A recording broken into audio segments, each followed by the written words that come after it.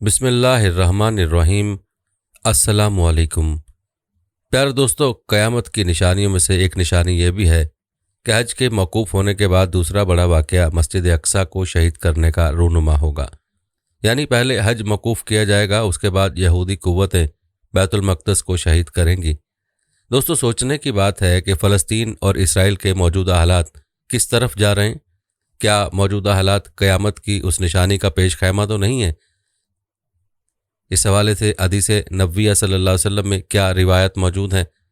तो दोस्तों, सबसे पहले जान लीजिए कि क़यामत का इतलाक़ दो किस्म के वाक़यात पर होता है। एक तो वो जिसे अमूमन क़यामत सुग़रा कहा जाता है, यानी वो वक्त जब इंसान दम तोड़ता है और जान देता है, वही उसके लिए क़यामत है। यानी इंसान के मरने के फ़ौरन बाद क़यामत शुरू हो जाती है, जिसे टर्म के अंदर क़यामत सुग़रा यानी छोटी क़यामत कहा जाता है। और दूसरी क़यामत कुबरा है, यानी बड़ी क़यामत। इस बड़ी क़यामत के मुतालिक वीडियो में आपको बताते हैं। दोस्तों, क़यामत अरबी ज़बान का लफ्ज़ है और लुगत में इसके मानी है खड़ा करना, यानी मुर्दों को कब्र से खड़ा करना या ज़िंदगी की तरफ वापस लाना। लेकिन उसका वक्त क्या है और ये बड़ी क़यामत कब आएगी?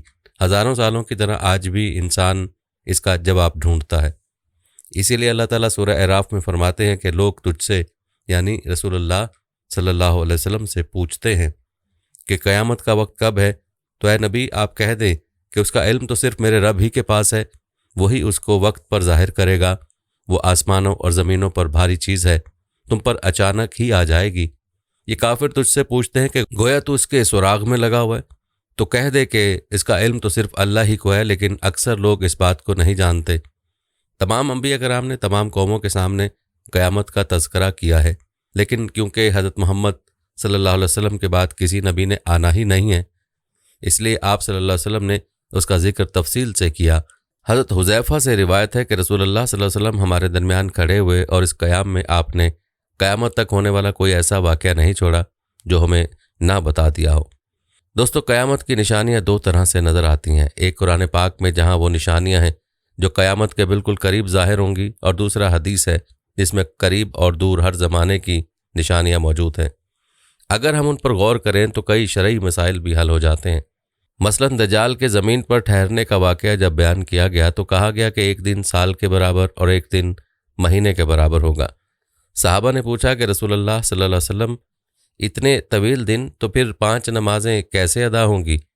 तो रसूलुल्लाह सल्लल्लाहु अलैहि वसल्लम ने फरमाया, नहीं, बल्कि तुम वक्त का अंदाज़ा लगा के आम दिनों के दौरानी के मुताबिक नमाजें अदा करना। क़यामत की वो निशानियाँ जिनका हाल से फासला बहुत ज़्यादा है, वो अलामात बईदा कहलाती हैं।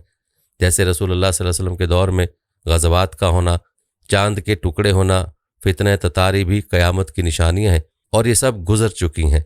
चाँद के टुकड़े होने पर पूरी सूरह अल-क़मर है, जिसमें मुख्तलिफ़ कौमों पर आने वाली तबाही का भी जिक्र है, क्योंकि उन्होंने अपने पैगम्बरों को झुटलाया था। सूरह क़मर की पहली आयत बहुत अहम है, जिसमें है वो 7 करीब आ गई और चाँद शक हो गया। अलामत बईदा में एक निशानी वो भी शामिल है जिसमें मदीना में आग फैल गई थी। हज़रत अबू हुरैरा से रिवायत है कि रसूलुल्लाह सल्लल्लाहु अलैहि वसल्लम ने फरमाया, क़यामत नहीं आएगी यहाँ तक कि सरज़मीन हिजाज़ से एक आग निकलेगी और उससे बुसरा में ऊँटों की गर्दनें रोशन हो जाएंगी। इस हदीस में बुसरा का जिक्र है, इराक़ के शहर बसरा का नहीं। ये बुसरा शाम मुल्क का मशहूर शहर है जो दमिश्क से 48 मील के फासले पर है। ये वही जगह है जहाँ एक ईसाई राहिब ने रसूलुल्लाह सल्लल्लाहु अलैहि वसल्लम के नबी होने की पेशगोई की थी, और ये जगह आज भी मौजूद है। उलमा का इत्तफ़ाक़ है कि हदीस मुबारका में जिस आग का जिक्र हुआ वो 6 जमादुस्सानी 654 हिजरी की शाम मदीना मुनव्वरा की मशरक़ी समत के मकाम हिरा से फैली और मुसलसल 52 रोज़ यानी 27 रजब तक भड़कती रही। शरह मुस्लिम के मुताबिक उसकी रोशनी मक्का तक देखी जा सकती है। जबकि एक और रिवायत में हज़रत अबू उसामा फरमाते हैं कि दमिश्क में लोगों ने दीवारों पर इस रोशनी को दुगना होते देखा, और वो सब हैरान थे कि इसका सबब आखिर क्या है कि हमें वहाँ किसी आग की खबर तक नहीं पहुँची। जब आग उस पत्थर तक पहुँची जो हरम मदीना की हद में था तो ये खुद बुझ गई, और बुसरा शहर के लोग ये कहते हुए सुने गए कि हमने उस आग की रोशनी में ऊँटों की गर्दनें रोशन होती देखीं। वही बात जिसकी हदीस में निशानदही फरमाई गई थी कि उस आग की रोशनी में बुसरा में ऊँटों की गर्दनें रोशन हो जाएंगी। क्या तब मदीना में कोई ज़लज़ला आया था? क्या उस दौर का कोई तारीख़ी सबूत हमें आज मिलता है? کیا ایسا کچھ ہوا تھا اس وقت حرت راحت میں ایک آتش فشاں پہاڑ جو کہ صدیوں سے خاموش ہے، اور جدید سائنسی تحقیقات بتاتی ہیں کہ آخری بار 654 ہجری میں لاوا اگلا تھا، اور یہ لاوا اپنے مرکز سے شمال کی جانب 30 کلومیٹر تک گیا تھا، اور یہ پگھلا ہوا لاوا ایک ایسے مقام تک جا پہنچا تھا جہاں سے مدینہ منورہ کا شہر صرف 12 کلومیٹر دور تھا۔ بہرحال دوستو، خاتم النبیین رسول کریم صلی اللہ علیہ وسلم کے فرامین کی روشنی میں قطعی قیامت قائم ہونے میں تقریباً 2.25 صدیاں باقی ہیں۔ البتہ دور قیامت کا آغاز ہو چکا ہے۔ یہ تمام دور فتنہ و فساد سے معمور ہے، جنگ و جدل اور مختلف طاقتوں کے مابین کھینچا تانی کا تسلسل رہے گا۔ حق و باطل کی اس مارکہ رائی میں خون انسان ارزاں ہوگا۔ نبی برحق نے سب کچھ افشا کر دیا، 1400 سال پہلے باخبر کر دیا۔ بس ہم مسلمانوں نے ہی ہوش کے ناخن نہ لیے، دیگر مذاہب کے ماننے والے تو سب تیاری کی حالت میں ہیں۔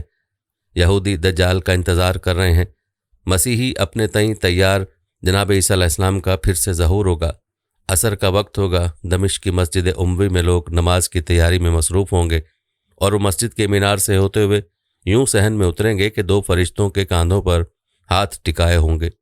تازہ کیے ہوئے وضو کا پانی قطروں کی شکل میں ان کے بازوؤں سے ٹپکے گا۔ امام مہدی علیہ السلام کی امامت میں وہ نماز ادا کریں گے۔ ان کے تتبع میں بہت سے مسیحی لوگ مسلمانوں کے ساتھ آ ملیں گے، یہاں تک تو حضور صلی اللہ علیہ وسلم کے فرمائے ہوئے پر تمام مکاتب فکر کے مسلمانوں کا ایمان ہے۔ گویا تاریخ بھی تسبیح کے دانوں کی طرح ایک دوسرے سے جڑی ہے، جو رسول صلی اللہ علیہ وسلم نے 1400 سال پہلے فرمایا تھا۔ اس پر غور فرمائیے اور ذرا ارد گرد دیکھیں تو عقل دنگ رہ جائے گی۔ حضرت عمر بن خطاب سے روایت ہے کہ رسول اللہ صلی اللہ علیہ وسلم نے فرمایا، لونڈی اپنے مالکن کو جنم دے گی، اور یہ کہ تو دیکھے گا کہ برہنہ پاننگ دھڑنگ محتاج بکریاں چرانے والے اونچی عمارتیں تعمیر کریں گے۔ اس حدیث کے پہلے حصے کے بارے کئی علماء کا کہنا ہے کہ یہاں اسلامی فتوحات کی طرف اشارہ ہے، جہاں پہ کثرت سے لونڈیاں قیدی بنا کر لائی گئیں، اور پھر لونڈیوں نے بچوں کو جنم دیا، پھر انہیں حرم میں رکھنے کا رواج ہو گیا۔ جبکہ کچھ علماء کا کہنا ہے کہ اس حدیث میں نافرمان اولاد کی جانب اشارہ ہے کہ بیٹی اپنی ماں سے ایسا سلوک کرے گی جیسے ماں اس کی غلام ہو۔ پھر حدیث کے دوسرے حصے پر غور کریں تو دبئی سے لے کر جدہ مقابلہ کس بات کا ہوتا ہے؟ آج کل کے کس نے پہلی دوسری یا تیسری بلند عمارت تعمیر کی؟ کہاں زیادہ بڑا شاپنگ مال موجود ہے؟ غرور و تکبر اور شان و شوکت کے وہ مناظر جنہیں 1400 سال پہلے بیان کیا گیا تھا۔ اور پھر ایک اور روایت کہ جب آپ دیکھیں گے کہ ننگے پاؤں چلنے والے بھوکے اور بے بس فقیر لوگوں کے سردار بن جائیں تو یہ قیامت کی نشانیوں میں سے ہے۔ آپ صلی اللہ علیہ وسلم سے پوچھا گیا کہ یا رسول اللہ صلی اللہ علیہ وآلہ وسلم، یہ بھوکے فقیر کون ہیں؟ تو آپ صلی اللہ علیہ وسلم نے فرمایا، اللہ سورہ انعام میں فرماتے ہیں، اور حد سے مت گزرو، یقیناً وہ حد سے گزرنے والوں کو پسند نہیں کرتا۔ رسول صلی اللہ علیہ وسلم نے فرمایا کہ قیامت اس وقت تک قائم نہیں ہوگی یہاں تک کہ لوگ ایسا گھر تعمیر کرنے لگیں جنہیں کپڑوں کی طرح خوبصورت بنائیں گے۔ اس حدیث کو ایک اور مقام پر یوں بیان کیا گیا، آخری زمانے میں لوگ بہت سی مساجد تعمیر کر کے ان میں نقش و نگار کیا کریں گے، اور مسجد تعمیر کرنے والا اپنی مسجد کی سجاوٹ پر فخر کرے گا، اور پھر ان مساجد میں لوگوں کے دل عبادت سے ہٹ کر زیادہ عمارت کے حسن میں گم ہو جایا کریں گے۔ بہت سے صحابہ نے مساجد کی زینت سے ڈرایا ہے۔ ابن عباس فرماتے ہیں، کیا تم اپنی مساجد کو اس طرح راستہ کرو گے جس طرح یہود اپنی عبادت گاہوں کو کرتے ہیں؟ حضرت اسامہ بن زید سے روایت ہے کہ رسول اللہ صلی اللہ علیہ وسلم ایک بلند مقام پر چڑھے اور صحابہ کو مخاطب کر کے فرمایا، کیا تم اس چیز کو دیکھتے ہو جسے میں دیکھ رہا ہوں؟ صحابہ نے عرض کیا، یا رسول اللہ نہیں۔ آپ نے فرمایا، میں ان فتنوں کو دیکھ رہا ہوں جو تمہارے گھروں پر اس طرح برس رہے ہیں جس طرح بارش برستی ہے۔ اس حدیث میں رسول اللہ صلی اللہ علیہ وسلم نے تمہارے گھروں کے ساتھ فتنوں کی بارش کا ذکر کیا ہے۔ دور حاضر کے لوگ انٹرنیٹ اور مختلف ذرائع کے غلط استعمال سے غیر مخصوص انداز میں شیطان کو گھروں کے اندر فتنے سے تعمیر کر دیا ہے۔ عرب ہر اس شے کو آسمان کہتے ہیں جو ان کے اوپر بلند ہو۔ سیدنا حذیفہ بن یمان سے روایت ہے کہ رسول اللہ صلی اللہ علیہ وسلم نے فرمایا کہ عنقریب تم پر آسمان سے شر نازل ہوگا یہاں تک کہ وہ فیافے تک پہنچے گا۔ صحابہ نے پوچھا، یا رسول اللہ صلی اللہ علیہ وسلم، یہ فیافے کیا چیز ہے؟ تو رسول اللہ صلی اللہ علیہ وسلم نے فرمایا، بنجر زمینیں۔ بہت سے علماء ان فیافوں سے مراد صحراؤں کے وہ بادہ نشین لیتے ہیں جو نئے انداز انٹرنیٹ کے بغیر ایک پل گزارا نہیں کر سکتے۔ دوستو، قرب قیامت کی ایک اور علامت یوں بیان ہوتی ہے کہ جس بستی کے لوگوں کو ہم نے ہلاک کر دیا تھا ان پر حرام کر دیا کہ وہ وہاں جا سکیں، حتیٰ کہ یاجوج ماجوج کھل جائیں اور وہ تمام بلندیوں سے اترتے نظر آئیں گے۔ یہاں پھر کسی ایسی بستی کا ذکر اللہ بار بار فرما رہے ہیں جس کا نام بیان نہیں ہو رہا ہے۔ قرآن شریف میں مکہ کا ذکر مکہ کے نام سے ہے اور مدینہ کا ذکر یثرب کے نام سے ہے۔ سورہ بنی اسرائیل میں اللہ واضح اشارہ دیتے ہیں کہ وہ بستی کون سی ہے۔ فرمان ہے، پاک ہے وہ ذات جو لے گئی اپنے بندے رسول کو راتوں رات مسجد الحرام سے مسجد الاقصیٰ تک، جس کے گرد و نواح کو ہم نے برکت دی تاکہ اسے اپنی کچھ نشانیاں دکھائیں۔ بے شک اللہ سب سننے اور دیکھنے والا ہے۔ اور پھر حدیث مبارکہ ہمیں اس بستی کا پتہ دیتی ہے۔ حضرت جابر بن عبداللہ سے روایت ہے کہ انہوں نے رسول اللہ صلی اللہ علیہ وسلم سے سنا کہ جب قریش نے میری بات کا یقین نہ کیا تو اللہ نے یروشلم کو میری آنکھوں کے سامنے کر دیا اور میں نے اس کی تفصیل دیکھ کر بیان کی۔ یروشلم کا قرآن میں ذکر نہیں۔ مکہ اور مدینہ منورہ کے بعد یروشلم واحد شہر ہے جہاں اللہ کے کسی نبی کی تعمیر کردہ مسجد موجود ہے، یعنی مسجد اقصیٰ۔ کئی علماء کے نزدیک آخر الزماں تک یروشلم کو ایک اہم کردار ادا کرنا ہے، اسی لیے اسے مقدس بادل سے ڈھانپے رکھا۔ اس کا ذکر تاریخی کتب میں نہیں، مگر اب آہستہ آہستہ پردے ہٹ رہے ہیں۔ یروشلم کے واقعات کا آغاز ہو چکا۔ موجودہ دنیا کو سمجھنے کے لیے یروشلم کا جاننا لازم ہے، کیونکہ یہ شہر جو مسلمانوں، یہودیوں، عیسائیوں تینوں کے لیے اہم ترین ہے، وہ تاریخ کے اختتام اور وقت کے خاتمے کی طرف یہ جگہ اہم کردار ادا کرے گی۔ یہودیوں کو یقین ہے کہ یہی بستی اس مسیح کی آمد کا مرکز ہے، جس کے بعد ان کے سنہرے دور کا آغاز ہوگا اور وہ وہیں سے بیٹھ کر ساری دنیا پر راج کریں گے۔ یہ عقیدہ عیسائیوں سے بالکل مختلف ہے، کیونکہ عیسائی یہ کہتے ہیں کہ جب حضرت عیسیٰ واپس تشریف لائیں گے تو یروشلم ہی وہ جگہ ہوگی جہاں عیسائیوں کے تمام عقائد کی تصدیق کریں گے، جبکہ مسلمانوں کا یقین ہے کہ یروشلم اسلام کے دین حق کو سچا ثابت کر کے عیسائیت اور یہودیت کو ختم کر دے گا، کیونکہ تینوں مذاہب حضرت ابراہیم سے وابستہ یا دین ابراہیم سے ہونے کے باوجود شدید اختلاف بھی رکھتے ہیں، اس لیے یقیناً سچا تو ان میں سے کوئی ایک ہوگا۔ یہ آیت قرب قیامت کی نشانیوں میں سے ایک ہے۔ یہاں اللہ یروشلم کی قسمت کا اعلان یوں فرماتے ہیں، جب آخری دور آئے گا تو یہودی ارض مقدس میں لائے جائیں گے جہاں سے انہیں نکالا گیا تھا۔ یروشلم دنیا کے قدیم ترین شہروں میں سے ایک ہے جو اپنی تاریخ میں کم از کم 2 مرتبہ مکمل طور پر برباد ہوا تھا۔ تاریخ اس پر 52 بار حملے اور 44 بار مختلف قوموں کا قبضہ بیان کرتی ہے۔ یہودیوں کے لیے یہ گزرے 3500 سالوں کے لیے، عیسائیوں سے 2000 سالوں سے اور مسلمانوں کے لیے 1400 سالوں سے مقدس ہے۔ 8 لاکھ آبادی کے ساتھ یہاں 64% یہودی، 32% مسلمان اور صرف 2% عیسائی رہتے ہیں۔ یہودیوں کے لیے یہاں 1204 عبادت خانے ہیں، جبکہ عیسائیوں کے لیے 160 گرجا گھر اور مسلمانوں کی 73 مساجد اس شہر میں موجود ہیں۔ تورات کی تو نہیں، مگر انجیل میں ہیکل سلیمانی کا ذکر 632 بار ہوا ہے۔ اس کی مغربی دیوار یعنی آج یہودیوں کے لیے دنیا میں کرۂ ارض کا مقدس ترین مقام ہے۔ ہیکل سلیمانی کا ذکر قرآن بطور مسجد کرتا ہے، اور 70 طویل روز تک رسول صلی اللہ علیہ وسلم نے بیت المقدس کی جانب رخ کر کے نماز ادا کی، تاکہ یہودیوں کو یہ پیغام دے سکیں کہ اس خدا نے جس نے موسیٰ کو بھیجا تھا انہیں بھی یعنی رسول صلی اللہ علیہ وسلم کو بھی اپنا نبی بنا کر بھیجا ہے۔ پھر قرآن نازل کرنے والا بھی وہی خدا ہے جس نے تورات بھیجی تھی۔ حضرت ابراہیم کو جد الانبیاء یعنی نبیوں کا باپ بھی کہتے ہیں۔ ان کے بعد آنے والے تمام نبی ان کی قوم سے ہیں۔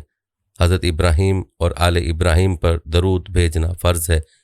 ابراہیم اور نوح میں تقریباً 3000 سال کا فرق بیان کیا جاتا ہے۔ نمرود کی آگ سے محفوظ ہو جانے کے بعد ابراہیم عراق سے اپنے بھتیجے لوط کے ساتھ اللہ کے حکم سے ارض مقدس کی طرف ہجرت کر گئے، اور پھر اس سے متعلق ارشاد ہوا، اے رسول صلی اللہ علیہ وسلم تمہاری طرف وہی بھیجی کہ آپ ملت ابراہیمی کی پیروی کریں جو خالص خدا کی طرف جھکنے والا ہے۔ جب اللہ نے تمام دنیا میں زمین کا ٹکڑا منتخب کر کے اسے ارض مقدس قرار دے دیا اور طے کر لیا حضرت ابراہیم وہاں رہے گا، تو یقیناً وقت کے خاتمے سے پہلے دیگر مذاہب وہاں موجود نہیں ہوں گے، تاکہ صرف سچ اور حق ارض مقدس کا نصیب ہو۔ یروشلم کی تاریخ میں یہ لکھا جا چکا ہے کہ وہ حق اور سچ کی تصدیق کرے گا۔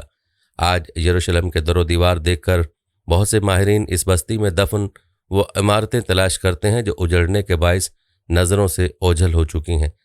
پہلی بار یہ شہر حضرت داؤد کے دور میں تعمیر ہوا، جن کا نام 16 مرتبہ قرآن مجید میں آیا۔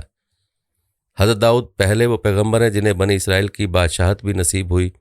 حضرت داؤد حضرت آدم کے علاوہ وہ واحد پیغمبر بھی ہیں جنہیں قرآن خلیفہ کے نام سے پکارتا ہے۔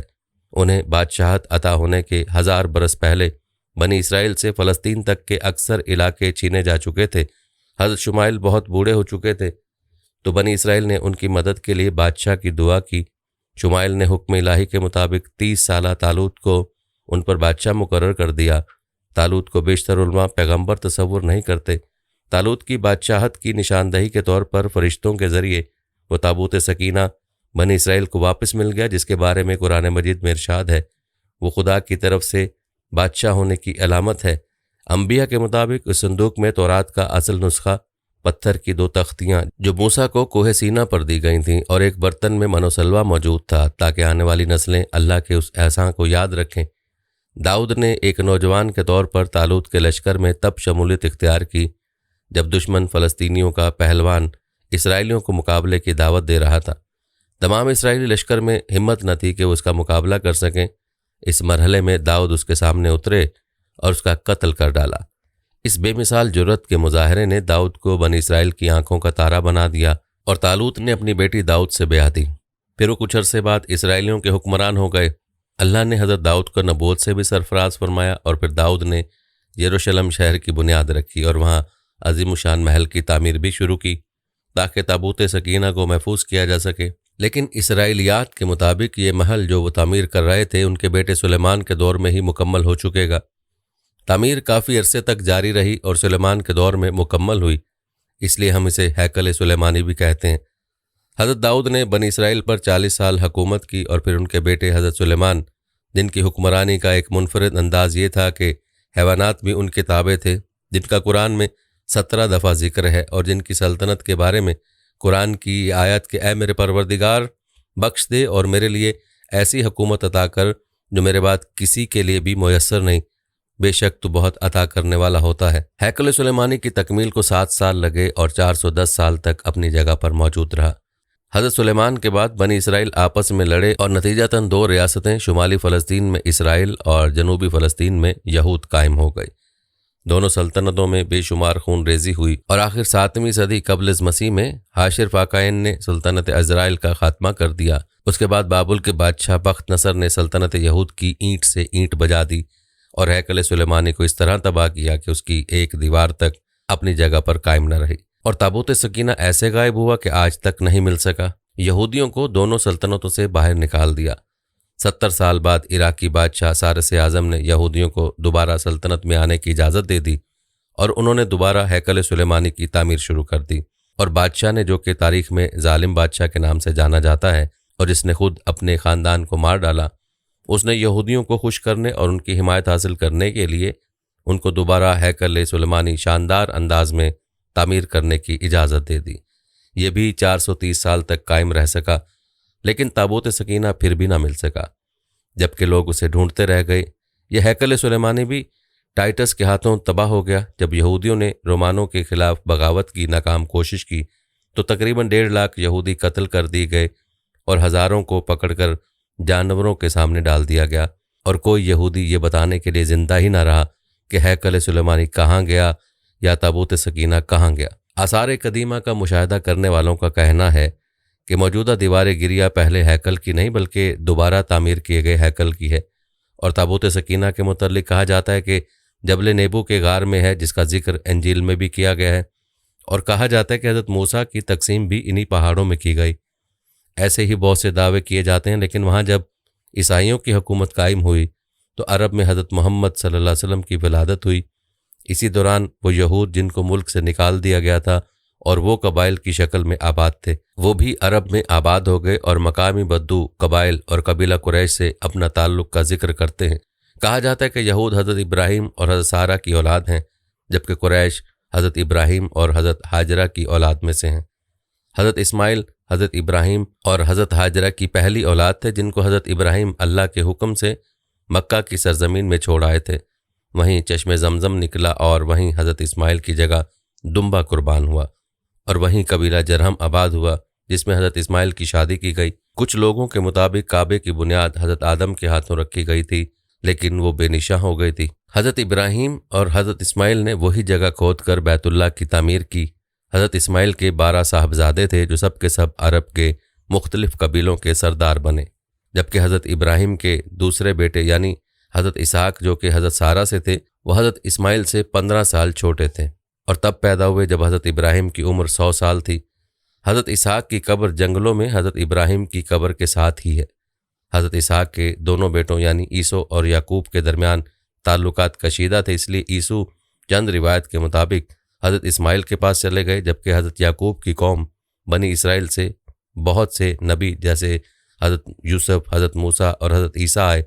حضرت یعقوب کی قبر اسی پہاڑ کے ساتھ ہے جہاں حضرت ابراہیم حضرت اسماعیل سے جدا ہوئے، اور یہودی اس قربانی والے قصے کا تعلق حضرت اسحاق سے کر کے بتاتے ہیں، اور یہ بھی انہوں نے اپنی کتاب تورات میں شامل کر لیا کہ حضرت ہاجرہ نعوذ باللہ حضرت ابراہیم کی بیوی نہیں بلکہ کنیز تھیں۔ یہودی نے ایسا بہت سے پیغمبروں کے بارے میں رد و بدل کیا ہے، کسی کو سولی پر لٹکا دیا ہے تو کسی کا سر قلم کر دیا ہے۔ دوبارہ تعمیر کروایا گیا ہیکل بھی تباہ ہو چکا تھا۔ جب حضرت عمر بن خطاب فاتح یروشلم کے طور پر وہاں داخل ہوتے ہیں تو معلوم کے مطابق وہاں کوئی خون ریزی نہیں ہوتی اور نہ ہی کوئی مذہبی عمارتیں گرائی جاتی ہیں۔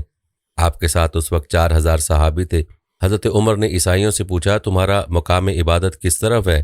حضرت عمر نے حضرت عیسیٰ علیہ السلام کی موت پر بنائی گئی اس عالیشان عمارت کو دیکھ کر شدید غصہ کیا، کیونکہ اسلام نے حضرت عیسیٰ کی موت کو غلط قرار دیا ہے۔ خلیفہ اسی مقام پر کھڑے تھے۔ جب نماز کا وقت ہو گیا آپ سے درخواست کی گئی کہ آپ یہیں نماز ادا کر لیں، لیکن آپ نے کہا کہ اگر آج میں نے یہاں پر نماز ادا کر لی تو مسلمان گرجوں پر قبضہ کرنا شروع کر دیں گے اور حکم دیں گے کہ یہاں مساجد تعمیر کی جائیں۔ پھر حضرت عمر اس جگہ گئے جہاں کبھی ہیکل سلیمانی قائم تھا اور یہ دیکھ کر حیران ہو گئے کہ عیسائی وہاں کوڑا کرکٹ پھینکتے تھے۔ حضرت عمر نے دونوں ہاتھوں سے کوڑا اٹھایا اور شہر کی دیواروں سے باہر پھینکنے لگے، جس پر دیگر صحابہ نے بھی آپ کی پیروی کی۔ حضرت عمر نے ایک ماہر یہودی عالم کو طلب کیا اور اس کے سامنے قرآن کی 17ویں اور 18ویں سورت تلاوت فرمائی، جن میں حضرت داؤد، حضرت سلیمان اور ہیکل سلیمانی کے واقعات تھے، اور پھر انہوں نے یہودی علماء سے کہا کہ وہ ایک بہترین مقام کا چناؤ کریں جہاں مسلمان نماز ادا کر سکیں۔ یہودیوں نے ایک پہاڑ کی طرف اشارہ کیا، لیکن خلیفہ نے یہ کہہ کر یہ تجویز رد کر دی کہ اس مقام پر نماز پڑھنے سے مکہ کے ساتھ ساتھ مسلمانوں کا رخ یہودیوں کے مقدس مقامات کی طرف بھی ہو جائے گا۔ پھر عمر فاروق نے ہیرر بادشاہ کی شاہی بالکنی کی طرف اشارہ کیا اور وہاں سادہ سی مسجد تعمیر کی تاکہ مسلمانوں کا رخ صرف مکہ کی طرف رہے۔ مسجد اقصیٰ میں اذان دینے کے لیے حضرت بلال کو بلایا گیا، جو کہ حضرت محمد صلی اللہ علیہ وسلم کی وفات کے بعد اذان دینا چھوڑ چکے تھے، لیکن صحابہ کی درخواست اور حضرت عمر کے اصرار پر وہاں پہلی اذان حضرت بلال نے دی۔ پھر وہاں سب نے خلیفہ کی پیروی میں نماز پڑھی۔ تاریخ گواہ ہے کہ 50 سال بعد یروشلم میں عظیم الشان طرز تعمیر کا آغاز ہوا تو یہ شہر بیت المقدس یا قدس کہلایا جانے لگا۔ پھر 72 ہجری میں خلیفہ عبد المالک بن مروان نے اس مقام پر جہاں رسول اللہ صلی اللہ علیہ وسلم شب معراج براق پر سوار ہو کر آسمانوں پر تشریف لے گئے، ایک عمارت کی تعمیر رکھی جسے مکمل ہونے میں 4 سال لگے، جسے قبۃ الصخرہ کہتے ہیں۔ یہ عمارت اور گنبد جس جگہ تعمیر ہے اس جگہ کے بارے میں کہا جاتا ہے کہ حضرت نوح کی کشتی اسی جگہ آ کر رکی تھی، اور یہ بھی کہا جاتا ہے کہ حضرت اسرافیل علیہ السلام اسی چٹان پر کھڑے ہو کر سور پھونکیں گے۔ مسجد کے تمام دروازوں پر سونے اور چاندی کے تخت لگے ہیں اور اس مسجد کے 4 مینار ہیں۔ مسجد اقصیٰ روئے زمین پر کعبہ کے 40 سال بعد یعنی داؤد علیہ السلام کے دور میں تعمیر ہونے والی دوسری مسجد ہے، اور اس کی پرانی عمارت کی باقیات کی ایک دیوار یعنی اس جگہ پر مسلمان ایمان رکھتے ہیں، اس دیوار کو جسے یہودی اپنی مقدس ترین عبادت گاہ یعنی دیوار گریہ بھی کہتے ہیں، اور وہاں روتے نظر آتے ہیں۔ قبۃ الصخرہ کو انگریزوں نے مسجد عمر کا نام دیا تھا، حالانکہ یہ وہ جگہ نہیں بلکہ مسجد کے صحن میں جس مقدس چٹان کے لیے تعمیر ہونے والا گنبد نظر آتا ہے، نماز حضرت عمر فاروق نے وہاں ادا کی تھی۔ یہ تذکرہ بھی عام ہے کہ فلسطین میں قبلہ جنوب کی جانب حضرت محمد صلی اللہ علیہ وسلم نے دین ابراہیمی کی حیا کے لیے خانہ کعبہ کے نزدیک شروع کے دنوں میں مقام ابراہیم پر اس طرح نماز پڑھتے کہ بیت المقدس بھی سامنے آ جاتا۔ ہجرت کے 2 سال بعد حضرت محمد صلی اللہ علیہ وسلم مدینہ کے باہر بیت المقدس کی جانب رخ کر کے نماز ادا فرما رہے تھے، اور ابھی 2 رکعت نماز ہی ادا فرمائی تھی کہ وحی نازل ہوئی، اے محمد صلی اللہ علیہ وسلم اپنا رخ مسجد الحرام کی طرف پھیر دو اور جہاں بھی ہو اسی کی طرف رخ پھیرو۔ چنانچہ باقی تمام نماز رسول اللہ صلی اللہ علیہ وسلم نے خانہ کعبہ کی طرف کر کے ادا کی، اور اسی بنیاد پر تبدیل کعبہ کی بنیاد پر مسجد سلوہ کا نام مسجد قبلتین ہو گیا، یعنی 2 قبلوں والی مسجد۔ قرآن میں یروشلم کا نام نہیں ہے، لیکن آخر الزماں کی علامت اس طرح بیان ہوتی ہے، اور اس یعنی موسیٰ کے بعد ہم نے بنی اسرائیل سے کہا کہ اس سرزمین میں سلامتی سے رہو، اس شرط کے ساتھ کہ تم راستے پر قائم اور اللہ کے فرما بردار بن کے رہو گے۔ پھر جب آخرت کا وقت قریب آ جائے گا تو ہم دنیا کی قوموں میں سے نکال کر تمہیں یہاں لے آئیں گے۔ اس آیت پر غور کر کے موجودہ اسرائیل کو دیکھیں تو پتہ چلتا ہے کہ آج دنیا کے ہر ملک سے لوگ بشمول مسلمان ہجرت کر کے اسرائیل میں جمع ہو چکے ہیں۔ اس پر ہمارا دل اللہ کی عظمت پر مزید قائل ہو جاتا ہے۔ یہودی ہیکل سلیمانی کی تعمیر کے لیے سب کچھ اکٹھا کر کے بیٹھے ہیں اور اس کی دوبارہ تعمیر کے لیے اللہ کے اشارے کا انتظار کر رہے ہیں، جو سرخ گائے کی شکل میں ہوگا، جسے ذبح کر کے وہ جلائیں گے اور اس کی راکھ اسرائیل کی عوام کو پاک کریں گے۔ اس کے بعد یہودیوں کا ایمان ہے کہ ہیکل سلیمانی میں کوئی ناپاک عوام داخل نہیں ہو سکتی۔ قبۃ الصخرہ اور مسجد اقصیٰ دونوں کے نیچے وسیع سرنگیں کھودی جا چکی ہیں اور یہ کام پچھلے کئی سالوں سے منظم طور پر جاری ہے، اور دونوں عمارتیں اس وقت کھوکھلی بنیادوں پر کھڑی ہیں۔ معمولی سا زلزلہ ان کو زمین بوس کر سکتا ہے۔ اسرائیل کی حکومت کا کہنا ہے کہ اس کھدائی کا مقصد ہیکل سلیمانی کی باقیات تلاش کرنا ہے، بلکہ دوستو اس وقت عیسائی اور صہیونی دنیا ایک عالم خوشی و سرمستی میں ہے۔ ان کا خیال ہے کہ اب وہ وقت قریب آن پہنچا ہے جب پوری دنیا پر ان کی حکومت قائم ہو جائے گی۔ بہرحال دوستو، عیسائیوں کا عقیدہ ہے کہ حضرت عیسیٰ علیہ السلام آ کر عیسائیت کی تجدید کریں گے، جبکہ یہودیوں کا عقیدہ ہے کہ یہودیوں کی بالادستی قائم ہوگی۔ اس لیے دونوں ہی خوش ہیں۔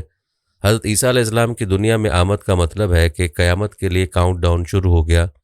عیسائیوں کا عقیدہ ہے کہ حضرت عیسیٰ علیہ السلام نے صلیب پر چڑھ کر ان کے سارے گناہوں کا کفارہ ادا کر دیا ہے، اس لیے سارے عیسائی بلا حساب کتاب جنت میں داخل کر دیے جائیں گے، جبکہ کچھ ایسا ہی عقیدہ یہودیوں کا بھی ہے۔ اس لیے ان دونوں مذاہب کے ماننے والے انتہا پسندوں کی کوشش ہے کہ کسی طرح قیامت کی شرائط کو پورا کر دیے جائے تاکہ وہ جنت میں فوری طور پر داخل ہو سکیں۔ اس دنیا پر ایک عالمگیر شیطانی حکومت کے قیام کی سازشوں سے خود بھی ہوشیار رہیے اور اپنے آس پاس والوں کو بھی خبردار رکھیے۔ تمام اہل کتاب اللہ تعالیٰ کی دی ہوئی سچائی اور تعلیم کی پیروی کرنے کی بجائے مذہبی فرقہ بندی میں مبتلا ہیں۔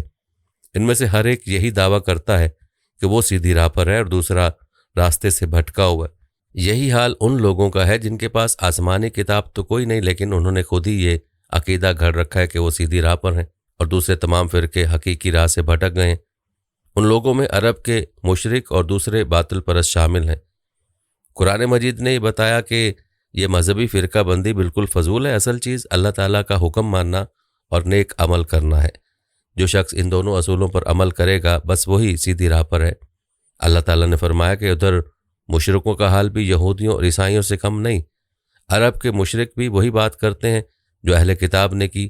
یہ کہتے ہیں کہ نہ یہودی اور عیسائی حق پر ہیں اور نہ مسلمان، حالانکہ حقیقت یہ ہے کہ یہ لوگ کچھ بھی نہیں جانتے، یہ تو صرف جاہل ہیں۔ نہ ان کے پاس کوئی کتاب ہے جس سے یہ رہنمائی حاصل کر سکیں، اور نہ ہی 2000 سال کے عرصے میں ان کے پاس کوئی پیغمبر آیا ہے۔ حضرت اسماعیل علیہ السلام کے بعد تقریباً 1500 سال تک عرب حضرت ابراہیم علیہ السلام اور حضرت اسماعیل علیہ السلام کے دین پر قائم رہے۔ اس کے بعد ان میں بگاڑ پیدا ہونا شروع ہوا، اور پھر ایسا وقت بھی آیا کہ سب کے سب شرک کی طرف مائل ہو گئے۔ ہزاروں میں سے کوئی اکا دکا ہی اللہ تعالیٰ کو ماننے والا ملتا ہے، ورنہ سب دین سے ہٹ چکے تھے۔ یہودی کہتے ہیں کہ عیسائی کسی دین پر نہیں ہے، اور عیسائی کہتے ہیں کہ یہودی کسی دین پر نہیں، یعنی ان کا دین سچا نہیں ہے۔ اس طرح جب یہ اکٹھے ہوتے ہیں تو آپس میں جھگڑتے ہیں۔ یہودیوں کا اعتراض یہ ہے کہ عیسائیوں نے حضرت عیسیٰ علیہ السلام کو خدا تعالیٰ کا بیٹا کہہ کر کفر کیا، اور عیسائیوں کا اعتراض یہ ہے کہ جب عیسیٰ علیہ السلام آئے تو یہودیوں نے نہ صرف انکار کیا بلکہ انجیل کو بھی نہ مانا، لہٰذا یہ گمراہ ہوئے۔ فرمایا یہ دونوں فرقے ایک دوسرے پر الزام لگاتے ہیں، حالانکہ یہ دونوں گروہ اللہ تعالیٰ کی کتاب یعنی تورات اور انجیل کی تلاوت کرتے ہیں۔ اس کے باوجود ان میں اس قدر اختلاف پایا جاتا ہے۔ اب پوری صورتحال کو اثر نو ایک دفعہ دیکھ لیجئے کہ یہود و نصارا ایک دوسرے کو کافر کہتے ہیں، لیکن ساتھ ہی یہ بھی کہتے ہیں کہ جنت میں جانے کے لیے یہودی یا نصرانی ہونا ضروری ہے۔ اسی طرح یہ مشرکین عرب کو کافر قرار دیتے ہیں، لیکن ساتھ ہی انہیں مسلمانوں سے زیادہ ہدایت یافتہ بھی سمجھتے ہیں۔ اس کھلے تضاد کے پیچھے جو جذبہ کار فرما ہے وہ صرف اسلام اور مسلمان دشمنی کا ہے۔ اس دشمنی کے جذبے نے ان کے درمیان ایک اتحاد پیدا کر دیا ہے۔ ان کی آپس کی دشمنی مسلمانوں سے دشمنی کے سامنے دب کر رہ گئی ہے، اور وہ دنیا کو یہ یقین دلانا چاہتے ہیں کہ حقیقت اور صداقت صرف ہمارے درمیان دائر ہے، اسلام اور مسلمانوں کا اس سے کوئی تعلق نہیں۔ اسلام سراسر گمراہی کا نام ہے اور مسلمان گمراہ ہیں۔ ہماری آپس کی دشمنی پر نہ جائیے، ہم مسلمانوں کے مقابلے میں بالکل متحد اور یک رائے ہیں۔ ناظرین، اللہ ان کے درمیان قیامت کے دن اس بات میں فیصلہ کر دے گا جس میں وہ جھگڑتے رہتے ہیں۔ مطلب یہ ہے کہ یہود و نصارہ کا آپس میں اختلاف اور پھر مشرکین عرب اور ان کا آپس میں اختلاف، دنیا میں اس کے فیصلے کی ایک ہی شکل تھی کہ یہ لوگ نبی آخر الزماں صلی اللہ علیہ وسلم پر ایمان لاتے اور اس طرح ان کے تمام اعتقادی اور عملی اختلافات کا حل انہیں مل جاتا، کیونکہ جب بھی امتیں اختلافات کا شکار ہوئی ہیں تو نئی نبوت اور نئی شریعت نے ان کے درمیان فیصلہ کیا۔ آخری نبی صلی اللہ علیہ وسلم کی تشریف آوری سے تمام دنیا کے اختلافات کے ختم ہونے کی سبیل پیدا ہوئی، لیکن یہود و نصارہ نے چونکہ حضور صلی اللہ علیہ وسلم پر ایمان لانے سے انکار کر دیا، اس لیے اب دنیا میں تو ان کے اختلافات کے حل ہونے کی کوئی صورت نہیں۔ صرف ایک صورت ہے کہ یہ لوگ قیامت کا انتظار کریں۔ قیامت کے دن اللہ تعالیٰ ان حقائق کو کھول کر رکھ دے گا جنہیں آج تسلیم کرنا انہیں مشکل ہو رہا ہے، لیکن وہ فیصلہ ایسا ہوگا جس سے انہیں کوئی فائدہ نہیں ہوگا، کیونکہ اس فیصلے کی روشنی میں انہیں تلافی مفاد کی مہلت نہیں ملے گی، بلکہ اس کے نتیجے میں یہ ہمیشہ کی سزا کے حوالے کر دیے جائیں گے۔ ناظرین، یہود اہل کتاب ہونے کے ساتھ اپنا ایک تعلیمی نظام بھی رکھتے تھے۔ ان میں بڑے بڑے علماء موجود تھے، ان کے مدراس کے نام سے قائم تھے اور اپنی قوم کی تعلیمی اور مذہبی ضرورتیں پوری کرتے تھے۔ ان کے اس علم کا تمام اہل عرب پر ایک رعب تھا، چنانچہ مشرکین عرب اپنا ہم مذہب نہ جانتے ہوئے بھی ان کے علم سے مروب رہتے تھے، اور جب بھی کبھی کوئی مذہبی بحث چھڑتی تو وہ عموماً انہی کی طرف رجوع کرتے، اور اس کے ساتھ ساتھ یہ بات بھی کہ یہود علماء و مشائخ نے اپنے طور تقوی اور تقدس کا ایسا بھرم قائم کر رکھا تھا کہ خواہی نہ خواہی ان کی مخالفت کو ایک اہمیت دی جاتی تھی۔ چنانچہ حضور صلی اللہ علیہ وسلم کی تشریف آوری پر بھی عرب انہی کی طرف دیکھ رہے تھے کہ یہ لوگ مذہب کو جاننے والے اور اللہ سے تعلق رکھنے والے لوگ ہیں، اس لیے اگر یہ اس نئے نبی کو مان لیتے ہیں تو ہم بھی ایمان لے آئیں گے، اور اگر یہ ماننے سے انکار کرتے ہیں تو پھر اس کا مطلب یہ ہے کہ یہ نبی سچا نہیں، ورنہ یہود کبھی اس سے انکار نہ کرتے۔ تفسیر در منصور میں حضرت ابن عباس سے روایت نقل ہے کہ جب نجران کے نصارہ رسول اللہ صلی اللہ علیہ وسلم کی خدمت میں حاضر ہوئے تو یہودیوں کے علماء بھی وہاں پہنچے۔ دونوں فریقوں نے وہیں خدمت عالی میں حاضر ہوتے ہوئے آپس میں مباحثہ شروع کر دیا۔ یہودیوں میں ایک شخص رافع بن حرملہ تھا، اس نے نصارہ سے کہا کہ کسی چیز سے تمہارا کوئی تعلق نہیں اور نہ کبھی تھا۔ اس طرح انہوں نے حضرت عیسیٰ علیہ السلام کی نبوت کا بھی انکار کیا اور انجیل کے کتاب اللہ ہونے کے بھی منکر ہوئے۔ نصارہ کو جو مقابلے میں جواب دینے کا جوش آیا تو ان میں سے ایک شخص نے یہودیوں سے کہا کہ تم کسی چیز پر نہیں ہو، یعنی تمہارے دین کی کوئی اصلیت اور بنیاد نہیں، اللہ کے کسی نبی یا اللہ کی کسی کتاب سے تمہارا کوئی تعلق نہیں اور نہ کبھی تھا۔ اس طرح سے حضرت موسیٰ علیہ السلام کی نبوت کا انکار کر بیٹھے اور تورات شریف کے کتاب اللہ ہونے کے منکر ہو گئے۔ یہودیوں اور عیسائیوں کی دشمنی ہزاروں سال پرانی ہے، یہ حضرت عیسیٰ علیہ السلام کے دور سے شروع ہوئی تھی اور رسول اللہ صلی اللہ علیہ وسلم کی بعثت سے تقریباً 100 سال پہلے شد و مت سے جاری تھی۔ عیسائیوں کے نزدیک یہودیوں کے جو بڑے بڑے جرائم تھے جن کی بنیاد پر یہودی قابل گردن زدنی سمجھے جاتے تھے، ان بڑے بڑے جرائم میں واضح کر دوں کہ یہودی حضرت مریم پر نعوذ باللہ بدکاری کا الزام لگاتے ہیں، یہودی حضرت عیسیٰ علیہ السلام کو تختہ دار پر لٹکانے کا دعویٰ کرتے ہیں، یہودی عیسیٰ علیہ السلام کو نعوذ باللہ خاکم بدہن ناجائز بچہ قرار دیتے ہیں، قرب قیامت یہودی عیسیٰ علیہ السلام کی آمد کو نعوذ باللہ دجال کی آمد تصور کرتے ہیں، یہودی عیسائیت کا انکار کرتے ہیں۔ عیسائیوں کے خیال کے مطابق یہودی حضرت عیسیٰ علیہ السلام کے قاتل ہیں، چنانچہ انہی جرائم کی بنیاد پر عیسائیوں کے نزدیک یہودی قوم انتہائی قابل نفرت قوم رہی ہے۔ عیسائی انہیں روئے زمین پر سب سے شریر اور خبیث مخلوق قرار دیتے تھے اور جہاں پاتے تھے قتل کر دیتے تھے۔ حال یہ تھا کہ ابتدائی دور میں جب یورپ میں طاعون یا کالی وبا پھیلی جس کے باعث لاتعداد ہلاکتیں ہوئیں تو عیسائیوں نے اس کا سبب یہودیوں کو ٹھہرایا، حالانکہ خود عیسائی بھی اس مرض میں ہلاک ہو رہے تھے۔ یہاں یہودیوں کی جلاوطنی کے حوالے سے بھی یہ بات واضح رہے کہ 586 میں شاہ بابل نے یروشلم پر قبضہ کیا اور عبادت خانے کو تباہ کر دیا۔ 472 قبل مسیح میں یونانی بادشاہ اینولس نے یروشلم پر حملہ کر کے سلیمانی ہیکل کا نام نشان مٹا دیا اور اسے بت خانے میں تبدیل کر دیا۔ 135 میں رومی بادشاہ ہیڈریان نے یروشلم کو ایک بار پھر تباہ و برباد کر دیا۔ 1228 اسپین میں یہودیوں کا قانونی طور پر لباس کے اوپر نمایاں نشان آویزاں کرنے کا حکم دیا گیا، 1266 पोलैंड के गिरजाओं ने फैसले सादर किए कि यहूदी ईसाइयों के साथ इकट्ठे नहीं रह सकते। 1321 फ्रांस में एक गड्ढे में 160 यहूदी दफन किए गए। 1355 स्पेन में एक मुश्तइल हजूम ने 12,000 यहूदियों को मौत के घाट उतार दिया। 1391 मेजोर्का जजीरे में 50,000 यहूदी तहतैक किए गए। 1391 सिसिली में बड़े पैमाने पर यहूदियों का कत्लेआम किया गया। 1422 कैस्टाइल में यहूदियों को अलहदा इलाके में रहने और इम्तियाजी पट्टी पहनने पर मजबूर किया गया। 1420 लियोन फ्रांस से यहूदियों को निकाल बाहर किया गया। 1492 स्पेन में 1,60,000 यहूदी मुल्क बदर किए गए। 1492 सिसिली और माल्टा से यहूदियों को निकाल बाहर किया गया। पोलैंड ने पहली मरतबा यहूदी हदबंदी का आगाज़ किया। यहूदियों को एक ख़ास मखसूस इलाके में महदूद करने को यूरोप में घेटो की इस्तिलाह से पुकारा जाता है। 1498 पुर्तगाल में एक भी यहूदी बाकी न रहने दिया गया। मौजूदा यहूदी काबिज़ इसराइल भी सऊदीया, बरतानिया और अमेरिका की हिमायत ही में कायम हुई है और बाकी है। ये हिमायत जिस वक्त भी हटेगी उस काबिज़ इसराइल का हशर दुनिया देख लेगी। मेरा ख्याल यह है कि अल्लाह ताला उस कौम को फ़ना नहीं करना चाहता बल्कि नमूना इबरत बनाकर बाकी रखना चाहता है। अगर इस पर मुसलसल अजाब का कोड़ा ही बरसता रहता तो ये कभी की फ़ना हो चुकी होती। अल्लाह ताला ने अपनी हिकमत से उसके बाकी रहने का ये इंतज़ाम कर दिया है कि कहीं वो पीटी जाती है तो कहीं उसे पनाह भी मिल जाती है।